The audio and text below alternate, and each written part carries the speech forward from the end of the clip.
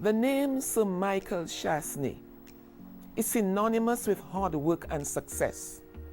How was a man from humble beginnings, from a large family, the 9th of 10 children, able to move to the top of the ladder of success? From plying cargo and passengers along the coastal waters of St. Lucia in wooden shipping vessels such as the Canaries and Michael David, to owning a combined total of 21 metal hull ships such as the 400-ton Albatross to the 4,500-ton Panky, upgrading his trade from the coast of St. Lucia to that of the Amazon, hauling cargo through the Caribbean, Latin America, North America, Nigeria, South Africa, Angola, and other parts of the world. In this documentary, Sir Michael takes us on a fascinating and exciting journey of personal sacrifice, hard work, adventure, and realization of his dreams. What motivated him? How did he do it? Now, he talks with pride about his family. How did he influence and motivate his children, including the one who would become Prime Minister of St. Lucia? Let's now experience the life of Sir Michael in his own words. Good afternoon, Sir Michael. How are you doing? I am very well, thanks. Good. Yes. Fantastic. Great. We want to know about you, your whole life, because you're a pioneer. Right. You've done so much in your life. But we want to start from the beginning as a child. I know you're the 9th of 10 children, so that's a very large family. So let's start with you as a child. To begin with, we were all born at the same building, which is 29 Brazil Street in Castries. All of us were born there. And I was number 9, so there were quite a few of my siblings that could actually act as a parent to me as my family, as my dad and mom got older. Fast track, my father was a civil servant. He retired at age 60, and my mom, who was a bit of a pioneer, forced him into a small business to buy a ferry owned by her father. He knew nothing about it. He wasn't really a businessman. My father was a technocrat. Life went along, and that business became quite interesting as a young guy growing up with my dad and my family. But because I was the youngest, most of them, or quite a few of them, had already left St. Lucia to go and study. So the household had decreased in numbers. As the years went by, things got a little difficult for my parents. So my mother took a second step during World War II, when she became very desperate financially. She woke up one morning and she said, I have to go into a business. I want to open a bakery. She picked up herself, went into Castries, and she met the owner of Clark & Company, Mr. Robert Clark, who was a personal friend of my father's. And she said to him, Robert, I'm tight. I need help. Her name was Iris. She said, what can I do for you? He said, I need a small loan. He said, go into the till, take whatever you want, and open your bakery. She found $75 EC, on which she opened a bakery with. She started with 1 baker and 1 bag of flour. That's during the war. Fortunately, my father, to supplement his income, took a side job at Michael Chastanet in charge of their hardware and their grocery. When the British Army came into St. Lucia, the first place they went to was Michael Chastanet to open an account to supply, because they had over 1,000 soldiers based there. And they wanted 750 pounds of bread a day there were no bakeries. So my father asked the owner of MNC, could he sell that project, the bread business? And they said, no problem. My mother got the business. She struggled for years before that, but that enhanced the business. How did she struggle? In the days when Roseau and Cul-de-sac, there were sugarcane, there were people, vendors, who would come to our home at 4 o'clock in the morning to buy bread, a basket of bread and fish cakes, and walk from Castries to Cul-de-sac and Roseau on their head. These were her customers when she started. It was tight, but when she got the business from the army, it enhanced the business. With that, she encouraged my father to stick to the little ferry he bought because he was struggling a lot. And with the little extra cash she made, she helped him along. As a young guy, I saw all of that before my eyes. I saw what it is to have difficult times, how to ride the storm, and you couldn't put a price on that.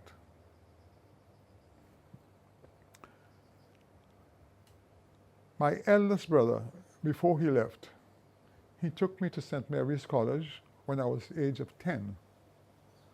He took me to school for the first day, he walked me to the school, and he left the next day, and I never saw him again because he couldn't afford. He was working, studying, and working. And I had the whole attention of my mother and father in their little businesses. I couldn't but help because both businesses were located at the premises. There was a cul-de-sac next to our home, which is at the back of the river there. And this is where all the action took place. In my mother's bakery, those days, you used wood to burn in the ovens. They would bring the wood in logs, and every day a guy came and sliced it, and they put it in to bake the bread. And it was a very telling story. My mother sold the bread herself. She used to get up at 3 o'clock in the morning, rain, thunder, or lightning. She would put a towel over her head. There was a space between her to go and sell the bread. The bakers would start baking the bread at around 3 o'clock in the afternoon. It had to rise and all that kind of thing and put it in. So people wanted their hot bread from early. So from between 3 and 7, that's when her sales were. Many a time, they were not professionals, but they were good guys. When you're baking, especially when you're producing 750 pounds of bread a day, that you have to mix a lot of flour and water. And sometimes they would put too much water, and around midnight, you would hear a voice say, "Madam, I drown." That meant they put too much water in the flour. She would have to get up to open the storeroom to give them more flour. And she would say to them, "Why don't you all learn?" But let's go into your father and, Yes. and canneries. Correct. Canneries is the one, that they bought from my grandfather, my mother's father. And that boat slowly started doing a bit better as the years went by, going along the coast. And it was an amazing thing that between 12 and 1, when I was at college, they would give me a pack of invoices, small invoices, to go and collect the money for the freight on the canneries going down. All that I enjoyed doing. But the turning point in my life was when I was about maybe 12 years of age. I stood up on the docks and watched the canneries moving with about 25 passengers and maybe 20 tons of cargo in it. This fascinated me, to see this object moving. Whatever it took, that was it for me. And I got attached. There were 3 crew members I got attached to all three. I knew them personally. They were like my friends. And as the years went by, I got more engrossed in the business. When I was 16 years of age, I left St. Mary's College. I'd just done my CXCs, and I decided I have to help my father in that business to push it. So I started working with him assiduously. Looking around, the competition was tough for my father, but at his age, he didn't want to go any further away. So I coaxed him into, let us build something better, which he reluctantly agreed, but we did it on a very low scale, not much money. We decided to build a boat. The Canaries was about roughly 25 tons. I wanted to build something about 70 tons. I will give you some pictures of when we built it, Yes. because it was built right in the Conway where the Prime Minister's office today. That's where, and there's something called a keel for a boat. We ordered it from Guyana. We did it slowly. We were very fortunate. There was a man called Mr. Marcel Albert, who was working for Dennis DeVoe, and they were going into bananas in a big way. So they were chopping down a lot of trees. And he told us if we wanted them, come in. So he gave us the trees for nothing. We had to go and collect it. We had to get a special wood guy, bring it down. They used to bring it down like 2, 3 in the morning. And in St. Lucia, that is the first time ever a boat has been built off a drafting board. Built by a man called Mr. C.B. McGrath, who was a migrant from St. Martin. His daughter is Patsy Cadet. And this guy was a genius. So I was sort of spearheading the whole thing. And right at my mother's home in that cul-de-sac there, he made a big draft board, maybe twice the size of this room. And he went by scale. And when they brought the wood down, he would cut it. He would curve it in frames for the boat. It took him about maybe 7 weeks to 8 weeks to do all the frames. And then the keel came from Guyana. We put it down and we built it, put it down the Conway. And it was the first time St. Lucian saw a boat go up so quickly, the framing part. How far? Did it go through the Caribbean or just St. Lucia? With the Michael David, we would go from St. Lucia to Barbados, from Barbados back to St. Lucia, down to Grenada, down to Trinidad, and back up. Yeah, regularly. I'm glad you asked that question, because many of my father's friends who had boats in that area, it used to take them 1 month to go to Trinidad and come back. When I got to Trinidad, that's why it was a good thing that I went on the boat. I got there about 2 o'clock one afternoon, and I was not feeling well because of all the throwing up I was doing. So we took a dinghy and went ashore, and I went to the wharf engineer, the person man in charge of the docks, and said, I've come to load 2,000 bags of cement. What time can I come alongside in the morning? Because I have my order. He said, sir, look around and see how many boats are ahead of you. Port of Spain was filled with schooners. So he looked in his book and he said, you can come alongside in a month's time. I said, a month's time? He said, what do you want me to do? So I went back on the ship very depressed. I told the crew, that's the end of the business, because I can't see myself continuing to run and pay 6 crew and sit down in Port of Spain for a month.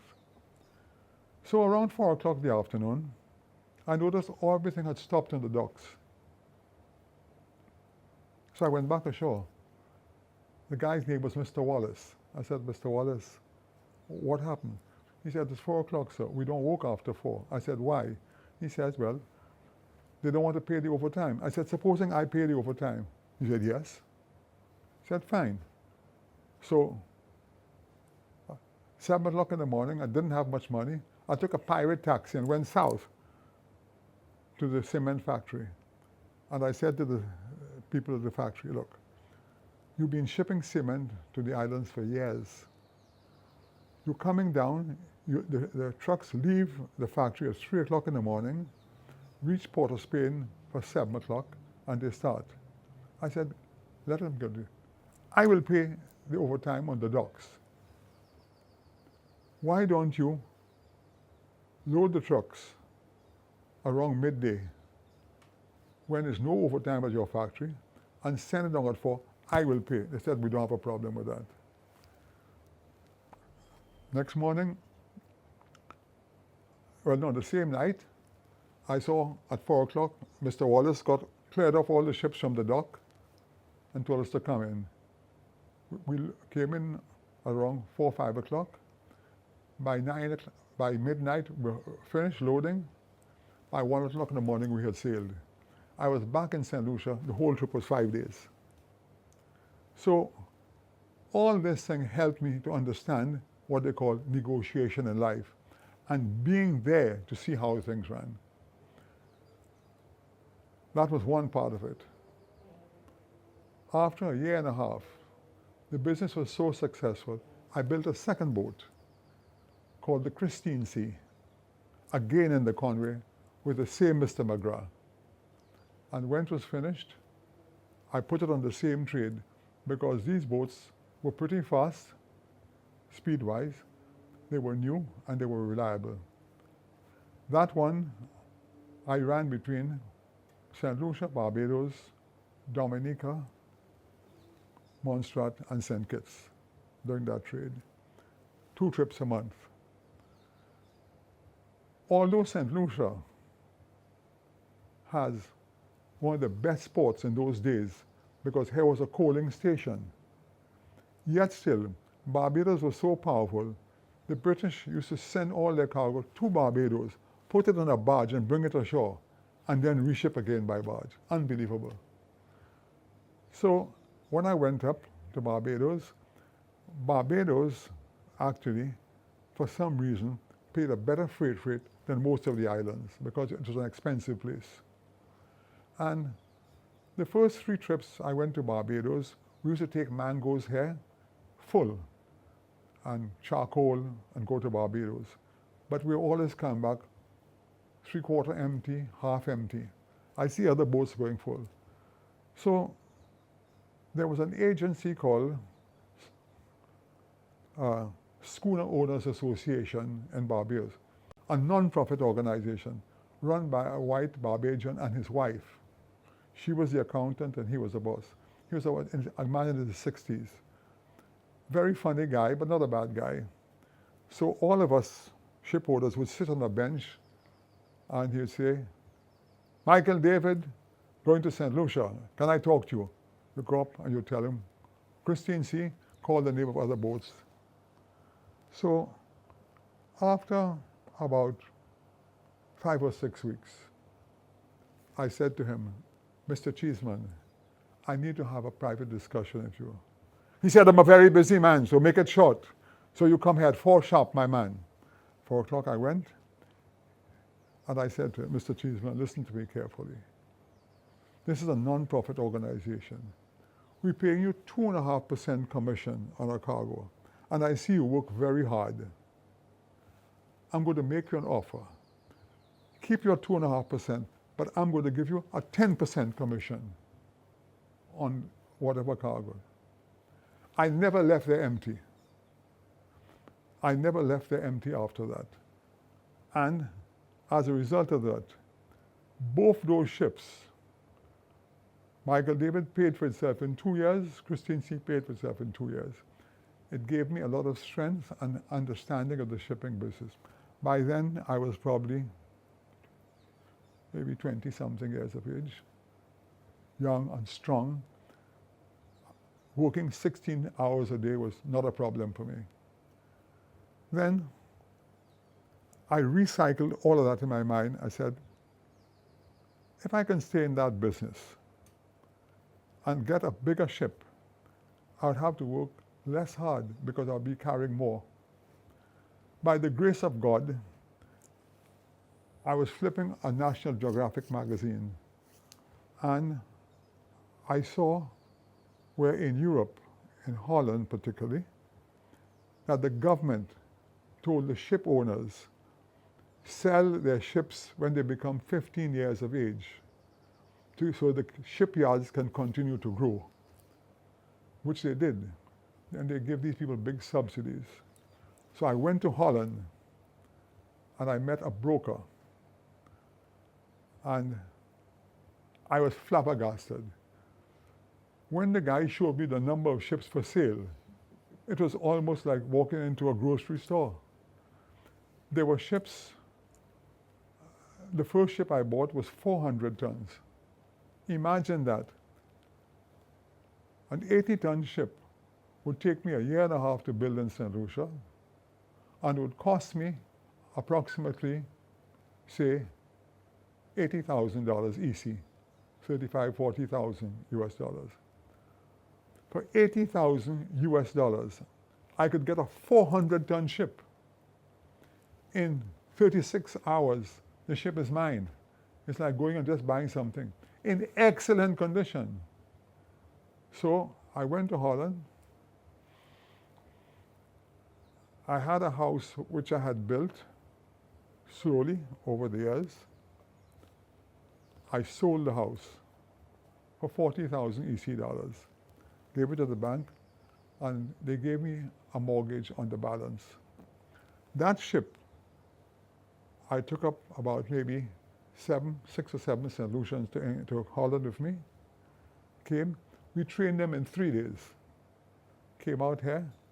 The same day, the ship arrived in St. Lucia.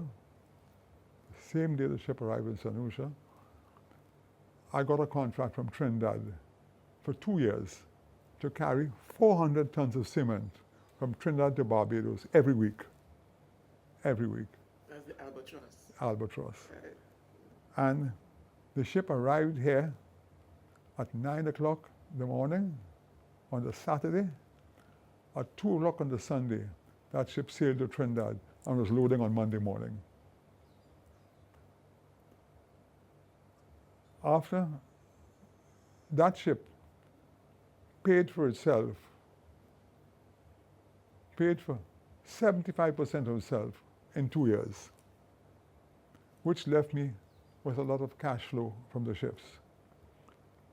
Then I got a message from a friend of mine. He was an investor who used to come down. He was financing a refinery in Suriname. And I met him because he had taken a sailboat and the current took him to Martinique and they couldn't find him. And I organized with the Coast Guard, and finally we found him at 3 o'clock in the morning. So we became friendly. He said, "What can I do for you?" I said, "Well, about the shipping business, I'm always looking for some good ships to buy." I could have gone back to Holland. He says, "Look, I have a contact in Suriname. I'll put you under the contact and just mention my name." So I went down with the hope of making. This was a beautiful ship called the Tapanahoni, named after a river in Suriname. 800-ton ship. They wanted 160,000 US for it. So I went to the company. He said, "Yeah, we know the man, but we don't know you, and we're not interested to help you financially." I said, "That's fine." So I'd gone down to Suriname. That's the first time I'd been there. And I said, well, to myself, what can I do to make my trip worth the while? So the manager of the hotel, I explained to him what happened. I'm very open with people. I have nothing to hide in life because I can learn from people. And he said to me, "There's a big Dutch company here that produces prefabricated homes." I said, "I would like to go there." So next morning I went down, I met the guys, fast track, very interesting, very inexpensive. I bought 5 homes. Each home was £600. It was all done up. They sent a package. You just put a foundation and you bought it up. You know where Caribbean Metals is located? Opposite the Caribbean Metals. All those homes, I built that. Yeah, I built a home once a month, in 1 month everywhere. I came back to St. Lucia, did the foundation, put that there. With that here, I was able to get mortgages to do my other business. The ship company in Suriname, which is a government organization, I said, look, I saw the ship, I'm interested. If I went to the bank and gave you an irrevocable letter of credit for the cost, would you consider selling it to me? With nothing down. They said, we'll take a week. After 1 week, they said yes. So we opened the letter of credit, I went down and I took the ship. A beautiful ship. Again, that ship was running between Mobile, Alabama and Suriname for almost 12 years. Beautiful boat. Again, I came to St. Lucia with the boat and were able to arrange many contracts internationally, going to Jamaica, going to Venezuela too. At that point, I decided I need to move. Yeah, because I could not trust what was available in St. Lucia, volume-wise. I left St. Lucia here on the 4th of December, 1969. Went to Puerto Rico, rented an apartment, met a gentleman from Spain who lived in Puerto Rico, first-class guy, didn't have any money, but he was a good promoter. And I felt I could trust him. So he assisted me in getting a small office on the docks in Puerto Rico called Pier 8, because Puerto Rico has about 120 docks. Pier 8 is where I went, small office, yeah. And my wife came in with me. We opened the office, and I employed one Puerto Rican to start. And this guy had a few connections, and we started getting business. In no time, that business grew so much in Puerto Rico that I bought in Puerto Rico another 4 ships. Yeah. I used to leave Puerto Rico, go myself, fly to Europe, negotiate with the price of the ships, stay there. You have to put them on dock before they go to get insurance. Yeah? And then I had to fly to London and then insure them. I got that down to a pat. I would do all of that, put it on dock and everything, in 8-9 days. Yeah. Come back out, and I never had problems getting cargo. The ships were filled all the time.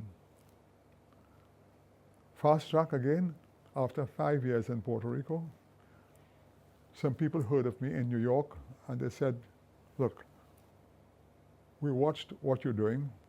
We can help you grow your business. I went to New York, and they said, look, we will get the freight for you, for your boats. They'll never have to wait any time. For that, we'll give you an office in our office, and you'll give us an agreement.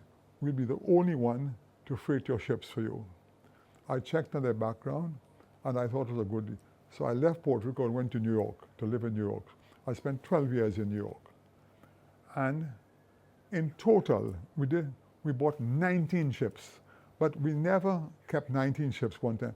The most we would keep is maybe 3 or 4, but we had a formula. For every ship that I sold, the ship had to pay for itself in 3 years, and I had to sell it at what I bought it for to make sure I didn't lose any money. Out of the 19 ships, maybe 2 didn't work out too well, but by and large was that. I had just turned 50 years of age. I realized I've been in the shipping business from the time I'm 15. So see how many years that is. And I have a philosophy, nothing lasts forever in life. What I saw, Jacintha, the shipping business was changing because it was not only me in St. Lucia, but people in Jamaica, especially Trinidad, started doing what I was doing. They were flooding the market with their ships because there were a lot of them available in Holland. Now, here's what happened. The big companies from Europe that would bring 40, 50,000 tons of cargo, say down to Brazil and Venezuela. When they were unloaded, they would probably take maybe 20,000 tons of lumber and drop it off. That paid for their fuel. We were taking that cargo because we were taking 4,000 or 5,000 tons. So there was nothing for them when they were going back. So they were hurting. So what did they do? They didn't fall asleep. That's how the container trade came in. They said, we'll get you guys. They built new ships that burnt cheaper fuel than us. In the shipping business, you have 3 grades of fuel. You have diesel, you have bunker C, and you have, there was another one, three grades. The bunker C is the cheapest of oil. When it's burnt, it's a sludge. It's actually muck. The oil is already turned to mud.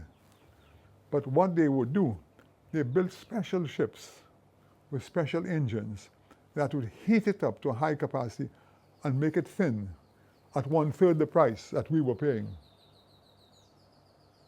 So you couldn't compete with those guys. And secondly, they were very smart. They produced millions of containers. What they would do, every time their ships went out, they would probably, big ships, they would leave maybe 200-300 containers in Brazil and say, look at me, while we were here, whatever cargo you want, put it in that. When we come back, we'll take it. Cheaper than us, safer than us, because we were doing what they call break bulk. And then when you take break bulk, you put in, and people had they tend to damage stuff. So people's stuff came in containers, cheaper and better. So I realized my days were numbered. I still had a few more years to go. I said, no, let me go back to my home and apply what I learned in other fields. So that's why I left. When I left St. Lucia, St. Lucia did not have a supermarket, did not have a shopping mall in 1980. I bought that land. I was criticized. They said that it would fail, but I felt confident. We built here. We have 40 shops at 70 acres. And we left space for a supermarket, and nobody in St. Lucia none of the merchants wanted to rent the space I had. So when I saw everything was rented and I couldn't rent the supermarket, I went to Barbados and I got a man called Mr. Neville Rowe, and I asked him to come. Reluctantly, he came. He produced a state-of-the-art supermarket, top of the line, that equivalent to anything in the States. And Julian's. You remember Julian's? Yeah. When it was finished, everything went well. Within 2 years, he had 2 major problems. One night, his manager and assistant manager were on the way to the bank with the security guards. Right where my office is at the back, they held him up. They shot the manager in his neck, and the assistant manager got 80 stitches. I was at a function, and they said to me, you better go in, something had happened at your mall. So they were opening La Toc. So I went straight to the hospital. They said I couldn't see the guy, they were in surgery, but next morning, and I saw the condition, I knew that St. Lucia couldn't. I chartered a small plane and brought the men to Barbados, where they were operated on, and they survived. So the owner was not happy at all, Mr. Rowe. And about a year and a half later, around 2-3 in the morning, thieves went into he had his manager and 2 of his staff staying there. They went into the house, and thieves demanded they open the supermarket and open the vault, and again took the money. So he came down in the morning, he says, I'm not staying in St. Lucia. I'm closing. Closed his place. and they said, my place is for sale. I didn't have the money at the time to buy it. He wanted $5 million for this thing. He had a lot of stuff. He had a big warehouse up north too. So we negotiated for about maybe almost 8 days. Eventually we came to a deal, and I took over the supermarket. To me, it was a big bite for me because I knew nothing about supermarket, and a supermarket is very dangerous. Fast track, I then called in Michael Chastanet, who was a cousin of mine, to do the accounting for me. When he looked at it, he said, Michael, do not buy that. That's going to bring you down. I said, I don't have a choice, because without a supermarket, the mall will fail. So I said, I'm going to give you a share in the supermarket. And Aussie Boy, I gave Aussie Boy a share, two of them, and we ran the supermarket. After 6 months, I realized that Andre was very capable and knew what he was doing. So I gave him a free hand, and we continued the business, and the business started to do very, very well, extremely well. We stayed in the business for 21 years. As a result of how well it was doing, I opened a second shopping mall in Vieux-Fort at La Tournée. It's almost bigger than Sunny Acres. Yeah. It was done by a Trinidadian architect for me. And I didn't want to go to Vieux-Fort because I told Andre, Vieux-Fort wasn't ready at the time. And he said, no. I said, Andre, no, we should go up north. You know where Key Largo is now? I could have bought that land, and that's where it should have been. But Andre dissuaded me from going there. It was a bit of an error. We should have gone there first. We struggled in Vieux-Fort, but it's okay now. It took me 18 months to build Vieux-Fort. The same day I finished, I said to Andre, we made a mistake. We got to go up north. By then, land was getting scarce, and I was lucky to get 2 small lots where Rodney Heights Supermarket is, and at the back where Alfiona Plaza is. And I got those lots, and I started building right away. And I moved very quickly. You remember J.Q. Charles, when they were building at first the mall of Beaufort? They took a very long time because they had a lot of problems breaking down. They had started a year and a half before me. I finished 2 days before them. Yeah. But our place was not as big as theirs, but it was a supermarket. And that supermarket became profitable the same day we opened. The same day we opened. As a matter of fact, when we opened that supermarket, we were selling 1.5 times what J.Q. Charles was selling. Yeah. So that was as far as the buildings were concerned. Well, I don't have to tell you all the pressure I got at Carnival from Pika. Yeah. They said that we were taking over all the supermarket, we were ruining everybody's businesses. Anyway, that went on. But the whole thing, it wasn't that, is that we were running a very tight business. When we finished up there, shortly afterwards, J.Q. Charles collapsed. We took over all the J.Q. Charles supermarkets, every one of them, every one. We reorganized it, put in new stuff, and brought it up to a certain level. And so it was called Super J. Yeah. That's when it was called Super Yeah. J. That was when we were Super J's, okay? Then, But something interesting happened. sorry? Something interesting where the employees had shares in the business. Yeah. Well, what we did was we were employing then 2,500 people. Yeah. And I realized what a tough business that was. And I told Andre, we have to do something special. So we took 30 of the best workers, the most important workers, and gave them shares.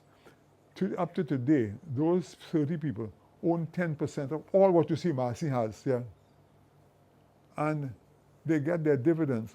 One particular guy I know as a friend who works there, he used to get maybe $3,000-4,000 a month salary. He told me his salary has been increased because he's got better at what he was doing, and he gets dividends of $5,000 a month. $5,000. So that guy is now making $10,000 a month, including his dividends, okay? And which is very important because Massey is making money, for sure. And what is going to do? All those 30 people, they have parents, they have friends, they have enough, I don't tell you to buy a mall, but enough to invest. It's more than a salary. Why did you give up the supermarket business? Why did I give up the Yeah, okay. to go to, and you sold to Massey. Okay, good question. When we had at Jacintha, because we knew nothing of the show market, we had taken Barbados Shipping and Trading in Barbados and given them a small share in the business, a minority share. And Massey bought over Barbados Shipping and Trading, so they became our partners. They were just minority partners. And all the time we were in the business, they kept pushing us that our prices were too low. He said, bottom line, you got to charge more. We kept on saying no. Even though people crucified us, we tried to keep the prices down because groceries is something people are eating every day. You're making enough money already, so why go and dig out people's eyes? Massey were desperate to buy us out. So we really didn't, I'll be honest with you, Jacintha, we did not make any big money profit on Massey. What we did is our hard work, what we sold it for, was pretty good. So that's why we sold the business, okay? What about your other businesses? Come again? Your other businesses like Caribbean Metals, Yeah. Right. Carnival Sailing. Yeah. What happened now with Caribbean Metals was when I came back to St. Lucia and we were building the mall, I saw the contractors going to cast concrete columns. I said, what's that? I said, no, I'm not going to do that. I lived in New York. I see skyscrapers going up with steel buildings. So I checked around. They told me a man called Mr. Williams in Barbados who does that. So I went to Barbados and I said, look, we want to build this thing. I don't want to use concrete columns. He said, but we can help you. He says, I can do two things. We can supply the stuff. He says, but better yet, would you like me to come to St. Louis? I said, yeah, come and put a factory here. So we bought land up at Union. He came to St. Lucia and we built the factory. And that's how Caribbean Metals started, as a result of the mall, yeah. And then, you know, I was in Miami and I looked around and see all those homes with beautiful roofs in different colors. I said, wow. So I took a picture of it. I sent it to Mr. Williams and he said, yeah, we can do that. So we're the first to bring the color code to St. Lucia. So again, with Caribbean Metals, we had about 20 shareholders, yeah. And the business is still functioning. It does. Right now, Caribbean Metals is a very, very successful company, especially now with building materials. It's gone through the roof. So all people in selling things are doing very, very well. And again, many St. Lucians stayed in. Some decided to sell their shares. I told them not to sell their shares, but you know, people sometimes are short-sighted. They sold their shares, but there's still several St. Lucians that own shares. Because when we started Caribbean Metals, we not only made them shareholders, there are about 10 or 15 people that we actually sent to Barbados to be trained. They call them end users. They show them how to build tanks, water tanks out of metal. And there are people like that who are still around today. Yeah.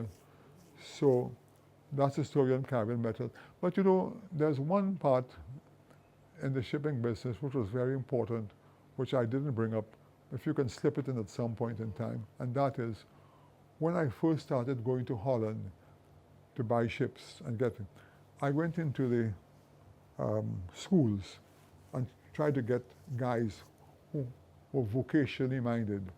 And over the 20-year period, I brought at least, I would say, 25 to 30 guys who became engineers. St. Lucians. Yeah, St. Lucians. Became captains, became chefs, and working for other ships now for big money, yeah. So they were brought in and into the fold, and they worked for years with us. And when I left, got out of shipping, a lot of them, because I was not in it, they went to work for other companies, yeah. people who bought my ships and so forth. Yeah. So let's look at the other businesses. Apart from Caravan Metals, Yes. you did some warehouses? Yes.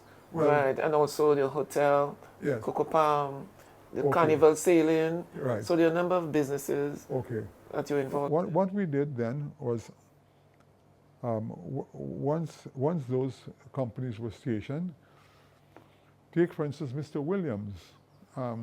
Mr. Williams is a very successful guy in Barbados.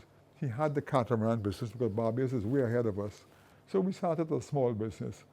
I didn't see how the boat would make any money, but then I realized within a week or two, the biggest person that could help us was Sandals, because Sandals has all those people going out. So I went to Mr. Stewart. I said, look, Mr. Stewart, I need some help from you. He said, Chas, you've been helping me for 15 years. You've never asked me for a cent. Anything I can do for you, I will help you. We had so much business for that boat to Jacinta, you have no idea. That little boat used to carry 75 passengers. The boat would leave here in the morning with 75 passengers to go to Soufrière and back. When they come back at 4, they wash it down. In the afternoon on a sunset cruise from 4 to 7, another 75. I think that boat was probably making easily, I would say, in a year, $200,000 because it was running full all the time. So Mr. Williams said, look, this is a very, I said, but don't bank on that because of Sandals. I don't know how much longer we can get the business. But we developed the business over the years, and we grew to about maybe 4 boats. But in my opinion, the business was not well run. We still had not tweaked it because there's a lot of leakages. There was a lot of stealing going on. So fast track, when Allan lost the elections in Soufrière, I said, you need something. Go down there and see how you can organize. So he went and he spent about 3 or 4 months. And he said there are several things you had to do in that business to bring it up. He said, it may not pay dividends right away, but it will. You got to raise the standard. So he started doing it. And then he met an English guy who he knew could do it. And he employed the guy, gave the guy a share in the business.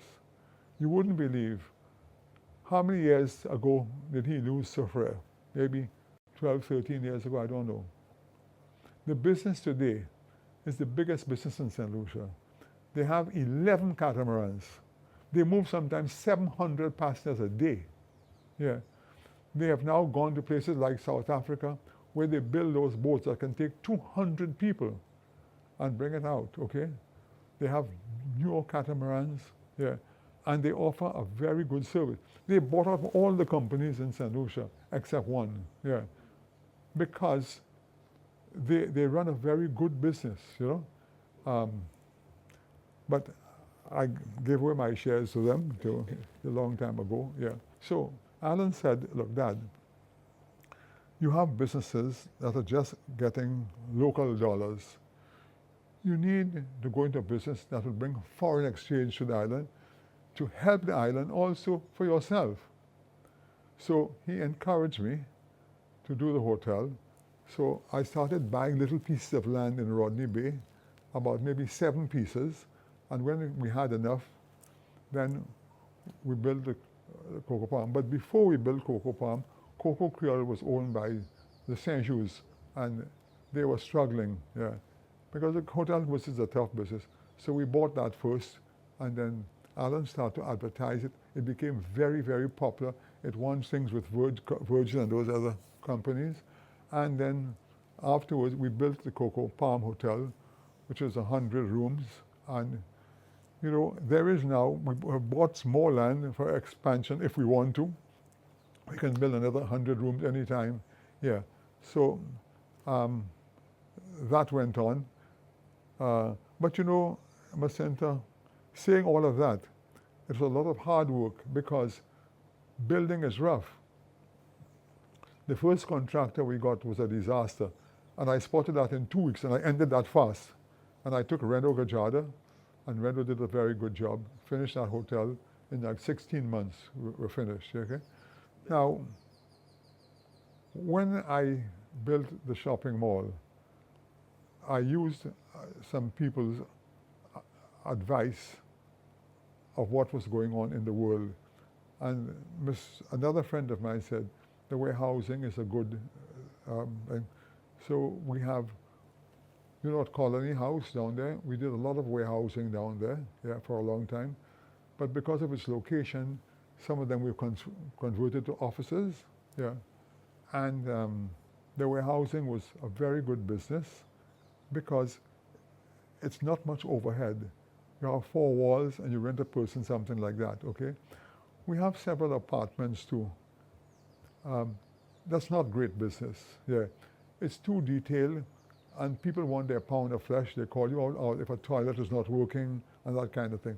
So we have apartments, but it's not our best business, the apartments, yeah.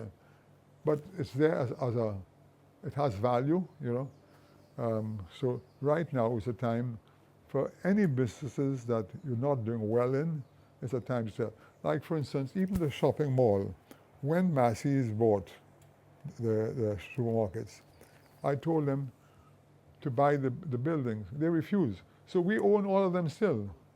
Let us fast track a bit from the time we left St. Lucia. With Judy was very instrumental because I had to do so much traveling. She was able to stay and watch the base for me because in Puerto Rico I didn't know the people.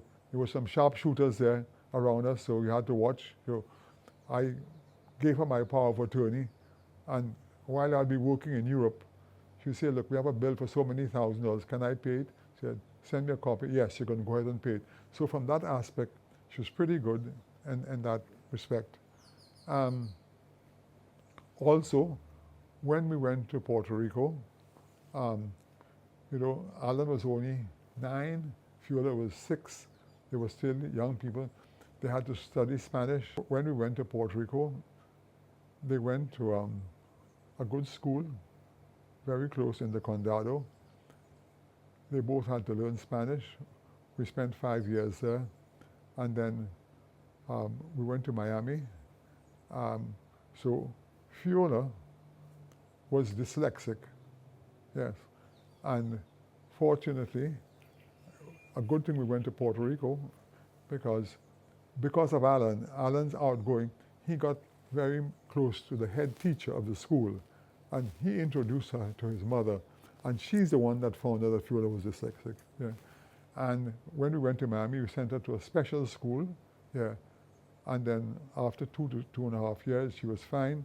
She went to a proper school in Palm Beach called the Rosarian Academy, and she spent her time there. And when she finished, the nuns tell you which universities to go to, and there was a very good university in New York called Manhattanville College. She went to that. She got accepted there, and she was quite successful there. And when she finished school there, she always liked to be in the media business. So she spent, I think, a week or 2. But when she saw how tough it was, you have to go out 2, 3 in the morning to do stories, she said, that's not for her. So remember Eldon Matre? Yes. He was a personal friend of mine. He was in charge of the tourist board in New York. So I asked him if he had an opening. He said, yeah, he had a little bit menial. I said, yeah, well, let us start at the bottom. So she went there, and then she liked the business very much, and she spent about a year in New York, and then he was satisfied with her. Then an opening came in London, so he sent her to London, and because she was quite good there, she got a scholarship from government to go to a university, Sussex University, which is one of the best schools in tourism. And actually she studied together with Agnes Francis. Yeah. Fiona did marketing, Agnes did something else. Agnes is a very bright girl, yeah. And then she signed an agreement with government to work for 2 years or 3 years because of that. And then up to the day, sometimes they called her the University of Sussex to give certain lectures with her experience, yeah. So she worked out fine, yeah. And you know, Allan just got better and better at what he did. And plus the fact that outgoing, is very likable individual. So he moved along very well in that regard. And then afterwards, they recommended that he goes to university in Montreal, which he also went to. And again, he did extremely well there, and very fortunate. When he left Canada, he came back to St. Lucia, and Dwight Venner was in charge of the planning department with Osbert Dovey, yeah. And Dwight said, yes, we need a person there. He went in there, and again, within a matter of 3-4 months, John Compton took to him.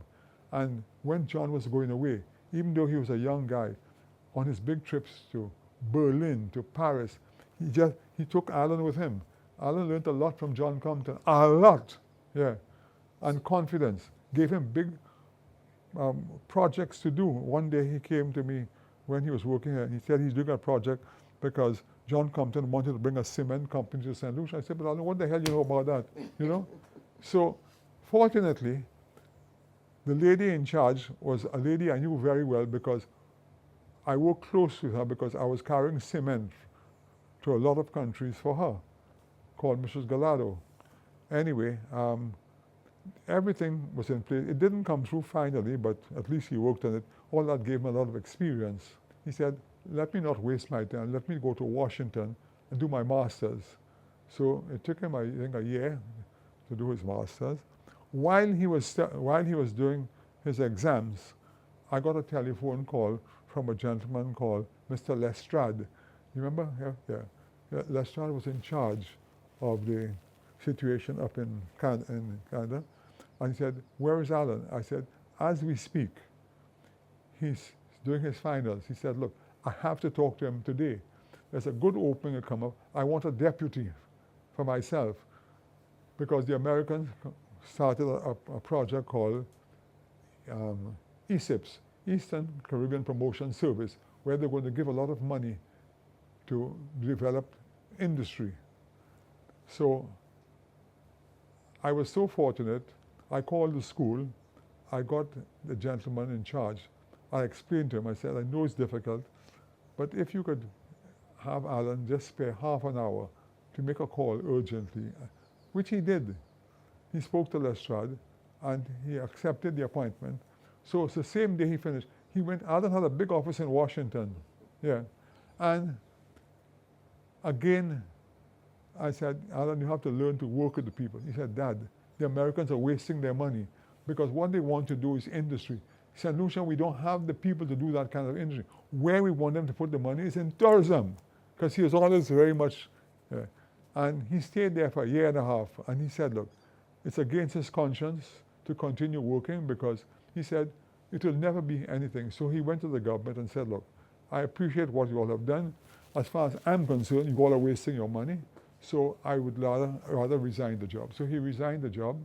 And then I think that's when he came back into politics in St. Lucia. Yeah, which takes us into his entry into politics. And how did you feel about that, him getting involved? Okay, good question. For me, Jacintha, I don't like politics. Yeah, I recognize it's important to have good people in politics, but politics generally, and what I know in St. Lucia, it doesn't work like that. So I was not in favor of it at all, okay? But he had made up his mind. He had the support of John Compton, okay? And he had a good head start, better than anybody else, because when he came in, I forgot when he was in Central, besides being director of tourism, he also worked in marketing for Windjammer, yeah, for some time. And Compton made him a senator, remember that? So he was already in politics there without having to go through all that nonsense. Yeah. And from what I hear, And what I saw, I think the guy did an excellent job. Yeah. Compton was pleased with it because he saw the kind of revenue it was bringing into St. Lucia, because there are not too many industries that can bring money like tourism. He said so for years, and he's very, very strong on that. Yeah. So he did all of that, and then I missed out one thing when he came here. When he first got a job at the planning, he used to go to the gardens to do all that basketball. Yeah. You know, I only discovered afterwards, he took all his salary every month, his whole salary, and paid for basketball for those guys to teach them. He was staying at our home, so he didn't have to pay anything. But that's the nature of Allan, you know. And then when they would go to have tournaments in the islands, if the islands tried to treat the guys badly by put them in a shoddy guest house, he refused to go. He sat in the middle of the field in Grenada. He said, until you all give me a proper, I'm not going to play. Yeah. So, you know, he had all those very good qualities. But coming back to when he became a senator, and he rumpled a lot of feathers, but he did a lot for Soufrière at that time. And when he lost the elections in Soufrière, I was shocked that he lost that elections. I was there the night before, and when they broke down the bridge, remember? Yeah. That bridge was a disaster. You couldn't pass on it. But he knew that if he didn't break it down, they wouldn't build it. So everything was done.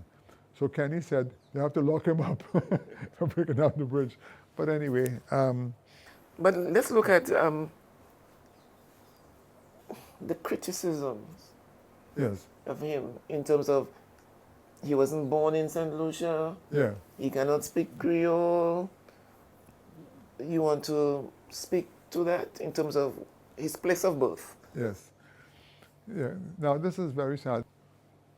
Our problem is that myself and my wife, she was rhesus negative. We didn't have the same blood. And he was, when he was born, he developed something called antibodies in his blood. And that was putting him at a disadvantage. So my wife went to Martinique and had Allan there. And when he was about 2 weeks old, he was back here in St. Lucia. And my eldest brother, who took me to school, had come on a holiday. He's a doctor. And he looked at Allan and he said, Michael, that guy has 3 days to live. He said he's very anemic. You have to do something urgently. So we chartered a small plane, brought him to Martinique. And as soon as he reached there, they gave him a transfusion through his head. He passed out when they gave it to him. And anyway, he got over that. So he spent a couple of days in Martinique organizing the whole situation with his blood. And they have tried everything, the Labour Party, to destroy Allan. When they can't get him with one thing, they take another. They started off that he was not born here, born in Martinique. He's a foreigner. He's white. It's been very nasty. As a father, yeah. how does that affect you? It was, I would say, Jacintha, it affected me quite a bit. But I realized one thing. I have been around for a long time, and I understand people. There's nothing I could have done about it. Nothing. Because they were in power. They had the people behind them. Sometimes in life, it's better you keep quiet and let things ride than responding to it to create a storm. Because you can fan fire with fire. Yeah. So, but Allan was pretty good. I have to say, it never really took a toll of his character. He let them do all their things and say what they wanted. But it was very, very difficult for the family. Yeah. And what compounded that years later, while I was doing open mic, and Kenny Anthony said that the elections is not between the United Workers' Party and Labour, it's between the Chastanets. So they personalized it. But Kenny knew exactly what he was saying because he was looking to get the UWP vote on his side by saying, I have nothing against you. It's the Chastanets we don't like. Now, you know, to me as a father, you look at, you have a son who Allan has never been to jail. He hasn't done anything irregular. Why the hatred? Plus the fact that if people wanted to be understanding and say, well, his father contributed so much to society. But, you know, I had my share of criticism. So instead of helping him, maybe I was actually hurting him from that aspect, because maybe there were people who understood what I did, but others would say, well, you know, Michael Chastanet came here and he was all his money and he did this and he did that. But they are meaning the few, but these are the loud mouths that one has to listen to. And they plant seeds. And if somebody doesn't get their way, then they continue using those things. But my philosophy in life, Jacintha, has been not to fight it, okay? But how is he able to deal with all the criticisms him? Yeah. Because I don't see him getting annoyed, even in the House of Assembly. Yeah. He's able to respond and smiles whilst doing it. I will say something to you, Jacintha. The man is a human being.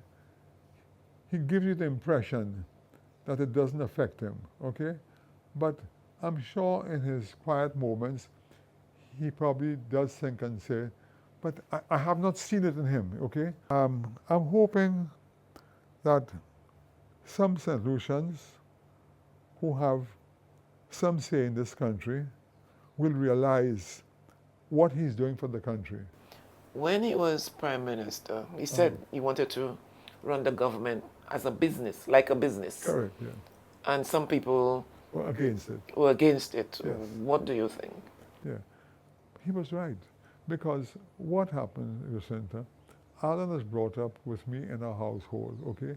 He saw what I went through, okay? He saw my trials and tribulations. He saw how hard I had to work, especially in the shipping business, 16, 17 hours a day. Why? To make it successful, not to have debt, and to be able to pay your bill. That's what he knows. That's what he's learned, yeah. He has some haters, people who hate him, just because of his skin color and saying that he's white. Yes. You know? Right. What can you tell them? Yeah. That is such a difficult and his question. socioeconomic status. You know, we have given examples where we came from. My grandfather on my mother's side was white. He married a black woman from Labrie. His family said, if you marry her, we're going to disown you. He said, disown me. I love her. He had 12 children with her. Okay? Now, tell me, how can you relate that to what is happening in St. Lucia? So my grandfather was part of our family. Yeah? He decided to marry a black woman, okay? Because he loved the woman, okay? And you know, when you look at where we came from in life, that was number one. My grandfather on my father's side was a white man, okay, who was married to a white lady, but had 3 children with a lady in Castries, okay? My father was one. He had a brother and a sister. Never sent him to school. Never gave him a cent. Disowned the whole family. The lady had to open a little bakery in Castries to send my father to school, okay? So she was a black lady, okay? So that is my family, okay? That's where I came from. But how do you get those things across, you know? And I never saw my father hate his father. I spoke to my father about it. I didn't know his mother. My father struggled because he had nothing. He left St. Lucia went to New York, worked in a music store, came back, worked for government, worked for Michael Chastanet. My father did nothing. Yeah. I gave my father his first holiday. Yeah. But, you know, that is what I learned from my father. Sometimes you don't fan fire with fire, you know. Is it the best? I don't know. But I figured, you know, if you have a majority of people agreeing with a rumor, it's difficult to fight it. Very difficult to fight it. And I find, for me, it has paid dividends by saying nothing, let it plead out. And some people will say, make their own decision at the end of the day. But the important thing is, Jacintha, Allan was raised in a family where we had values. The values are that we have to work hard for what we get. We have to try and do it correctly. And I think a lot of that resonated on him. His mother also, if I may say so, is a socialist and cultivated in Allan that giving is a very important thing in life. He got that from his mother, yeah, and he certainly administered that from what I have seen, because I don't know half of the stuff that Allan has given away in his life, his salaries, how much of his money goes into helping people. Every vacation that he had while he was at university, I sent him aboard the ships to understand business, where he would travel with the ships from one port to another. He was fluent in Spanish. If I had a problem in Venezuela or Colombia, he would go down there. He was about 16, 17 years of age. I would advise him what has to be done. He would deal with that. He made big decisions. One decision he made, for instance, he was on a ship that took a cargo of cement from Colombia to Tortola. He went in, the ship went in, and there was a small boat with a rope tied to the jetty under. When the ship went in, our ship went over the rope, but the ship was very deep. It sank the boat because the boat was tied to it. And believe it or not, that boat was owned by the harbor master in Tortola. But Allan being around me for all these years, and he saw how I moved, the first thing he did, without permission from anybody, he hired a crane and got the crane to take the boat out of the water and put it ashore, and had one of our engineers wash down the engine quickly so that the salt wouldn't in. So the harbor master, he was probably 17 at the time. The harbor master told him, he's rude and out of place to go and take his boat and bring it up. So Allan said, but you are the harbor master. Look at what you did. You tied a boat and we're coming in there. He said, you're even more rude now to give me that kind of rudeness, okay? So I told him, I said, Allan, you did something good, but you have to be careful. There's something you don't know. The power that man has, I guarantee you, by tomorrow he's going to seize our ship. And so said. He seized the ship for damages. But we have international insurance on the ships. When I bought the ships, these are things I learned, Jacintha, that there's an organization in London called London Steamship Mutual Owners Association, non-profit organization. They insure your ships for you. You pay a flat rate. If there are accidents during the wear with all the ships, there's something called supplementary calls. You have to pay so much %, but they're very good. Any part of the world a ship is seized, I call them. They have lawyers everywhere. They just call a lawyer right away and say, put up a bond. And that's it. The master thought he could keep the ship there forever. He couldn't. Yeah. But I said to Allan, sometimes when you do those things, you must also work with people, and let them believe they're more intelligent than you. That is my philosophy. So you think he has learned to that? Correct. Work with them. The amount of problems I have had, Jacintha, I've had to fight, but even though I'm right, I let them believe that I am wrong. Because that's life, I mean, I was talking to Andre Chastanet this morning. He said, Michael, there are not many people like you, because you have to understand that people will fight you. Don't make it difficult for them to believe that they win. That's my philosophy. I want to ask you, in terms of what is happening now, yes, the development of St. Lucia, yes, and all of the projects that were stopped. yes. What are your views on that? You see, yeah. Jacintha, because of where I came from,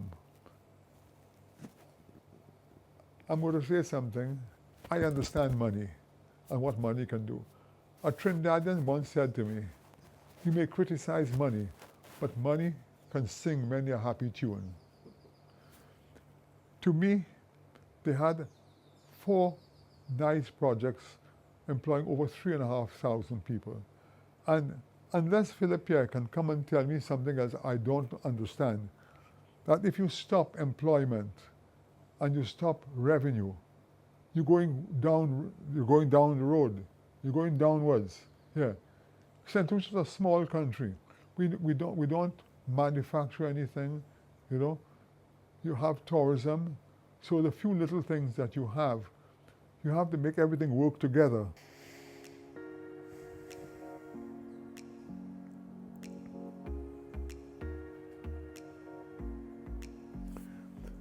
St. Lucia was on a very good path when Allan was in power, okay?